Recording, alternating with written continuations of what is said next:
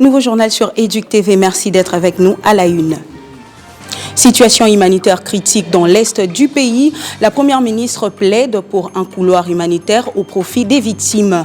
La question était au cœur des échanges tenus par Judith Souminois avec plusieurs personnalités mondiales en marge de la 58e session du Conseil des droits de l'homme à Genève. Et puis, lancement officiel des projets PQP et efficace ce jeudi 27 février 2025 par le ministère de l'Éducation nationale et Nouvelle Citoyenneté. Objectif, renforcer l'accessibilité et la qualité de l'enseignement primaire tout en ciblant les enfants vulnérables, déplacés ou réfugiés. Nous parlerons aussi de la célébration de la journée dédiée à la radio. En RDC, la radio Léo, la toute première du pays, a été honorée au cours d'une matinée par l'UNESCO et le Centre culturel Boboto. Reportage à suivre.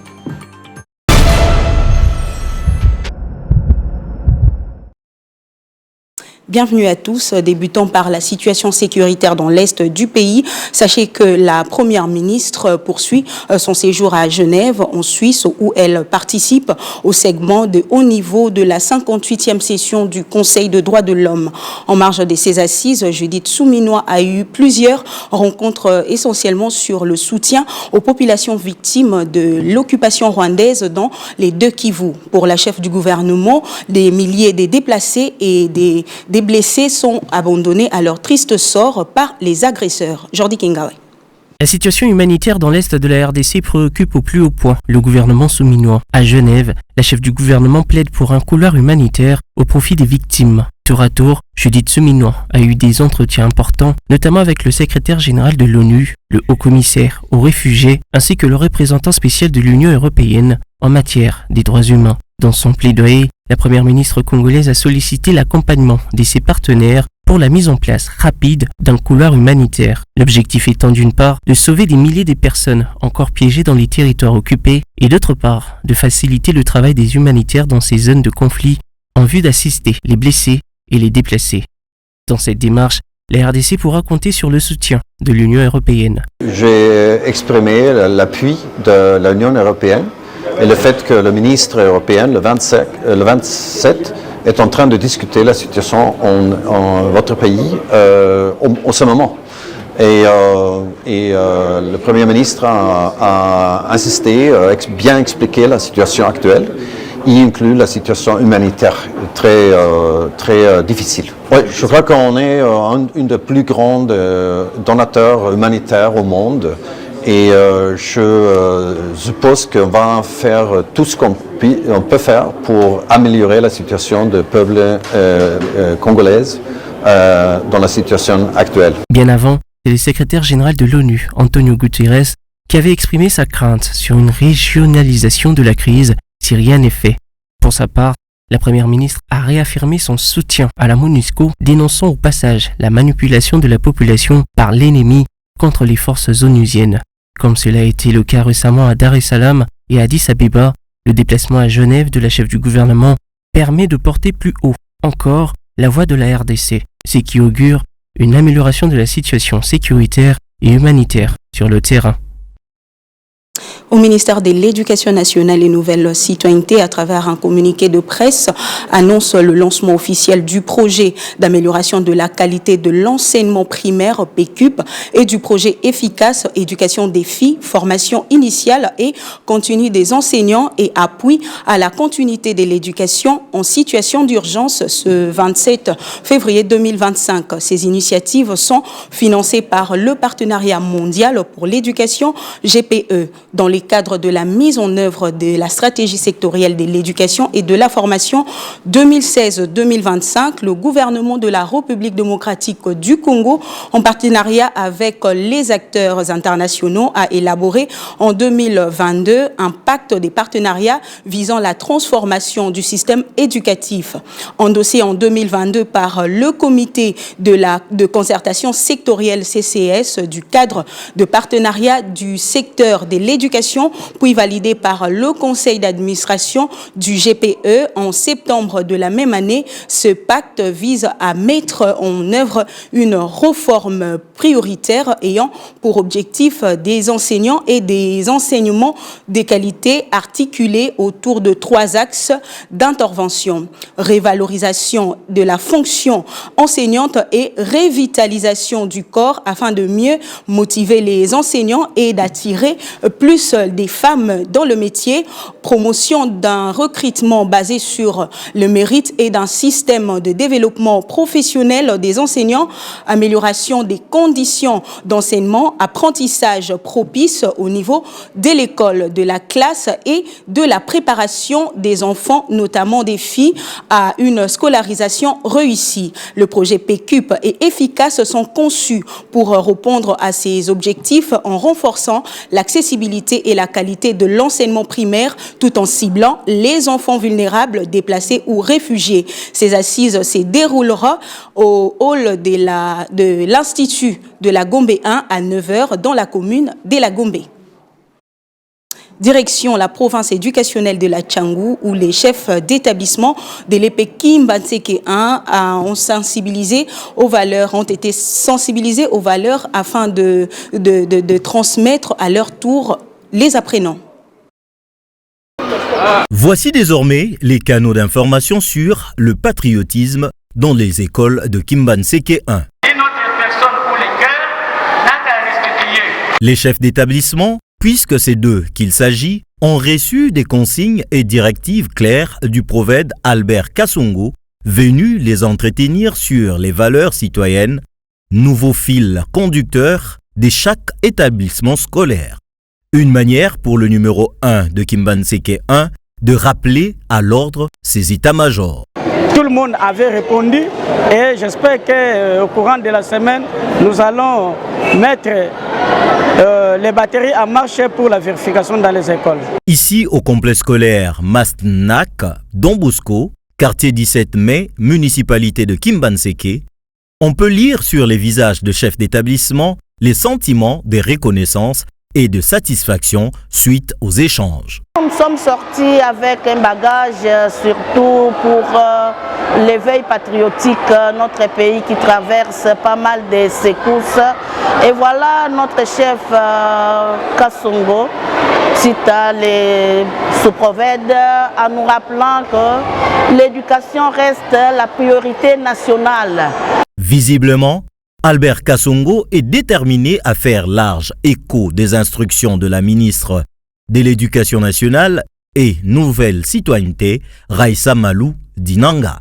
Les chefs d'établissement. Et puis dans la province éducationnelle du Congo central 1, Marie-Salomé Boroto, prophète de cette juridiction, était en itinérance dans la sous-division Sekebanza 1. Elle a sensibilisé les élèves de cette sous-division avant de visiter les bureaux gestionnaires de sa juridiction. Elle a ensuite rencontré les promoteurs des écoles privées agréées. Correspondance de Jean-Claude Kidoumou. C'est une mission de routine pour le numéro 1 de l'éducation nationale et nouvelle citoyenneté de la province éducationnelle Congo central 1, Madame Marie-Salomé Boroto. Elle a poursuivi sa visite d'itinérance des écoles de 2 cycles du primaire et du secondaire dans la sous-division Sekebanza 1. Elle a affûté les armes des élèves finalistes du cycle primaire qui vont affronter l'examen national des fins d'études primaires et NAFEP. Elle a insisté aux enseignants de terminer le programme en vue de permettre aux élèves finalistes du primaire d'affronter ces épreuves dans la sérénité. Même discours pour les élèves finalistes du cycle d'orientation qui vont affronter les humanités avec les ténasospé. Quant aux élèves finalistes des humanités, Marie-Salomé Boroto, directeur provincial du Congo central 1, avait élevé les tons en insistant sur la réussite à l'examen d'État dont la courbe s'étend vers les Y négatifs. La province éducationnelle Congo central 1 est déterminée de faire un gros score pour cette saison 2024-2025 à l'examen d'État. Dans sa visite des bureaux gestionnaires de sous-division Sekebanza 1, Marie-Salomé Boroto Boroto les a demandé des difficultés qu'ils rencontrent dans l'exercice de leurs fonctions, qui à son tour, elle la soumettra à la hiérarchie. Elle a inspecté les documents administratifs tenant lieu de ce bureau de l'État. Pour clôturer sa mission, le prophète de la province éducationnelle Congo Central 1, Madame Marie Salomé Boroto, avait rencontré tous les promoteurs des écoles privées agréées par l'État congolais de la sous-division Sekebanza 1. Cette rencontre a eu lieu à l'école primaire Mbadou Mwanda, une école construite dans le cadre de PEDEL 145 territoires. Le patron de l'éducation dans le Congo central les a signifié la place des choix que l'État congolais les mette par rapport au système éducatif congolais. Toutes les questions des modalités du fonctionnement des écoles privées agréées ont été abordées. L'organisateur avait été soumis à un jet de questions et réponses de la part de l'assistance. Partout où elle a passé, Marie Salomé Boroto avait signifié à ses interlocuteurs l'importance de l'aspect citoyenneté qui consiste à l'amour de la patrie. Dans un autre registre, dans le cadre de la promotion de l'éducation préscolaire et de l'avenir des enfants de leur fondation, l'inspecteur principal provincial de l'éducation nationale, Kouilou 3, a organisé un séminaire atelier de formation à l'intention des directrices et institutrices des écoles maternelles. C'est une initiative qui s'inscrit pleinement dans la vision de la ministre de l'Éducation nationale et Nouvelle Citoyenneté, Malou Dinanga, qui place l'avenir des enfants au cœur de ses priorités. Au total, 121 participants ont été outillés pendant 4 jours grâce aux efforts conjugués de l'IPAM, Kasiala et l'IPAF, Kasanza, accompagnés de plusieurs autres formateurs. L'objectif étant d'améliorer la conception et la présentation des travaux à des enfants en âge préscolaire. Parmi les matières abordées, on note également l'utilisation d'outils pédagogiques adaptés à la petite enfance. Et pour lier la parole à l'acte, les bénéficiaires à cette formation sont passés par des séances pratiques, question de vérifier les acquis. Séance tenante, les participantes ont reçu un manuel intitulé « Appréciation des connaissances et des compétences des enfants de les écoles maternelles et des espaces communautaires d'éveil ». Conçu par Ebengo Makoke, ce manuel a pour objectif d'initier les opérateurs pédagogiques des écoles maternelles et des espaces communautaires à une évaluation plus précise des compétences des enfants. Une démarche à en croire le formateur principal vise à aider les enseignants à mieux comprendre les besoins des enfants et à adapter leur méthode d'enseignement en fonction de ce besoin spécifique. Reconnaissance oblige, ces dernières ont salué l'initiative combien louable de la ministre des tutelles, soulignant que de telles formations sont d'une importance capitale pour le développement de l'école maternelle et l'amélioration de la qualité de l'éducation. Allons à présent à la découverte de l'épée de Ngiringiri au quartier Djomi dans la municipalité de Ngiringiri. Créée depuis 1955, sa vétiste ne permet pas du tout une bonne scolarité à ses apprenants. Le détail avec Blanche Hangaï. L'épée Ngiringiri tend petit à petit à sa désintégration. Cette école officielle créée sous la colonisation par le ministre belge des colonies répondant au nom des Bussettes en 1955. Depuis sa création, cette école offre une formation de qualité à plusieurs générations, aujourd'hui qui assument de nombreuses responsabilités tant à l'intérieur et à l'extérieur du pays. Mais hélas, elle est abandonnée à son triste sort malgré la présence de plusieurs apprenants qui continuent de bénéficier d'une formation de qualité malgré son état. Eric Diela, actuel numéro 1 de cette école, ne ménage aucun effort pour un meilleur enseignement en faveur des apprenants. Ici, nous prenons l'enseignement de qualité. Nous formons et nous encadrons les grands cadres, les grands patriotes de demain. Nous demandons à tous les parents, nous sommes une école publique en plein centre-ville, de nous envoyer les enfants, ils ne seront pas déçus. Nos enseignants sont à la hauteur, tous sont qualifiés et les enseignements de qualité sont dispensés à l'EPD Ngiringiri. Grâce au strict respect des recommandations de la hiérarchie, le directeur de l'EP2 Ngiringiri garde pérenne la gratuité de l'enseignement primaire. Nous nous battons avec des moyens de bord, avec l'épée des moyens que l'État nous confie pour faire fonctionner l'établissement.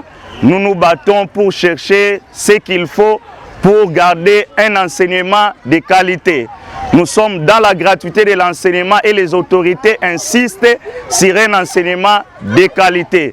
À en croire ce chef d'établissement, la jeunesse de cette contrée de la capitale mérite un enseignement digne de son nom et cela passe par l'amélioration des conditions d'apprentissage.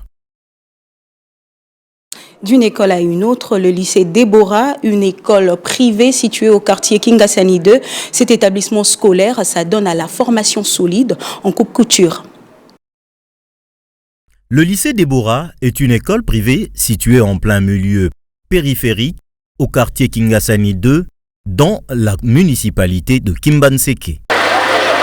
Créé depuis 2014 par Honoré Mupindi, Mondo et Prince Amouri Omar, qui sont des grands pédagogues avérés. Cet établissement scolaire s'octroie la discipline de former chaque année plus de 1250 filles de la capitale en coupe et couture afin de les rendre utiles à la société.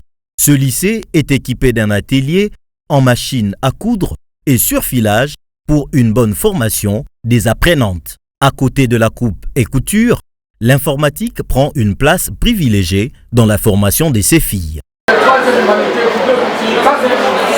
Cet alma mater est composé de 22 personnels enseignants doués de capacités intellectuelles avérées, dont 12 femmes et 10 hommes qui rivalisent d'ardeur à travers la méritocratie sans aucun favoritisme. Moi, je suis fier de travailler dans cette école. Et d'ailleurs, si l'école aujourd'hui fait écho, depuis notre avènement,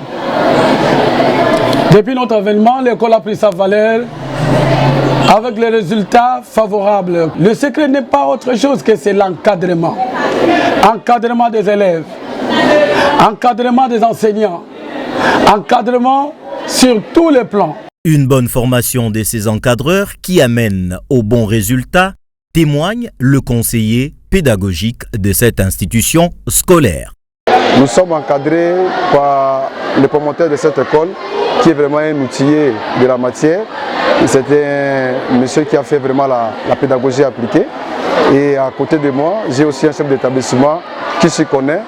Les formations qu'il nous donne, c'est ce qui nous permet de mettre en application afin de donner aux enseignants ainsi qu'aux élèves l'éducation. Malgré ses sentiments d'être à la hauteur de l'encadrement de ses futures élites, Sylvie Katecha, formatrice expérimentée au sein de cet institut scolaire, demande l'assistance des autorités étatiques pour qu'il soit doté de quelques matériels didactiques. Nous avons plus de difficultés par rapport aux machines, l'insuffisance des machines par rapport au nombre d'élèves que nous avons.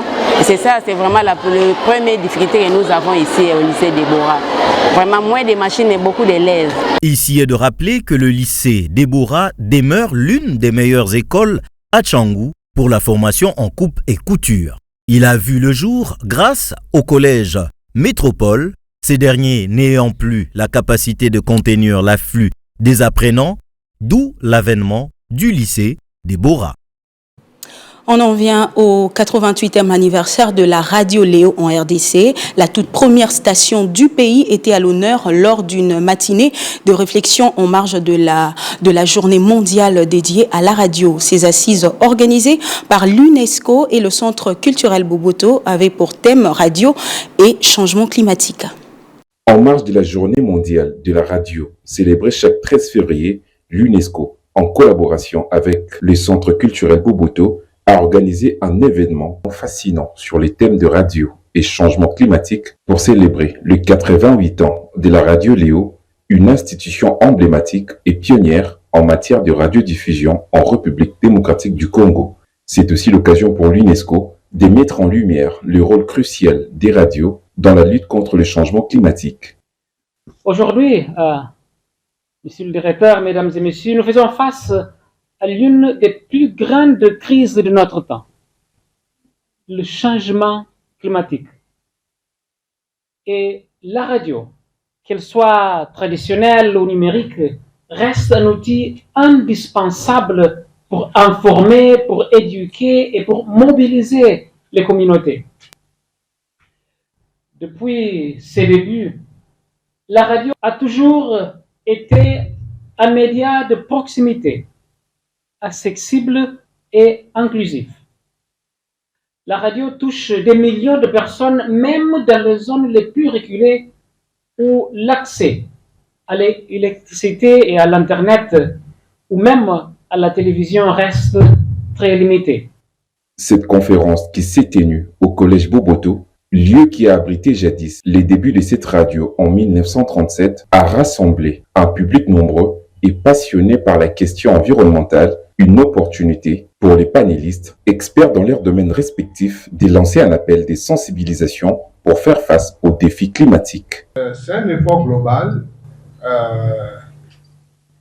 Je sais que par le passé, l'UNESCO a eu de problèmes de formation pour des journalistes qui s'intéresseraient aux questions de l'environnement. Je crois qu'il faut multiplier ce genre d'initiatives, que les spécialistes en communication de journalistes soient davantage formés pour qu'ils puissent être à l'aise et à la hauteur pour aborder ces questions à l'intention du grand public. La célébration des 88 ans de Radio Léo a permis de sensibiliser et de mobiliser les communautés face aux défis climatiques, l'importance de la communication en temps de crise et les initiatives locales de réduction de l'empreinte carbone pour un avenir plus durable.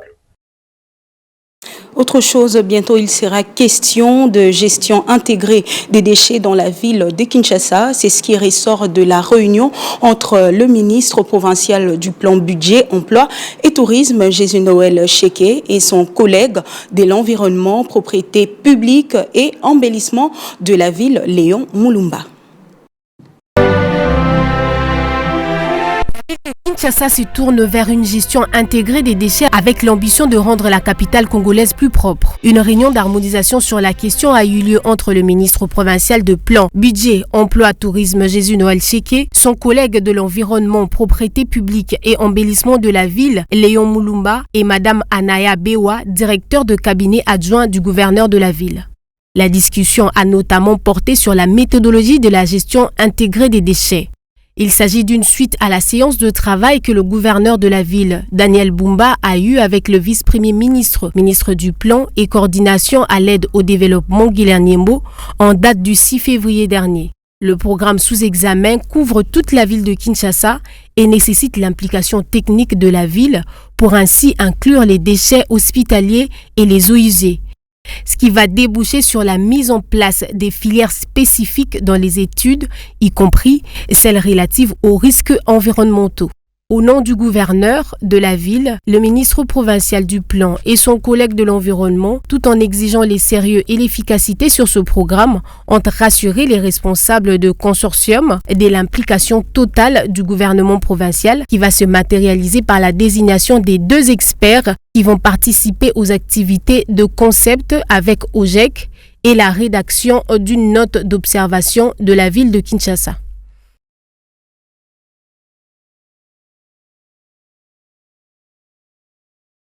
Prenons à présent le serment du citoyen lancé par le ministère de l'Éducation nationale et Nouvelle Citoyenneté.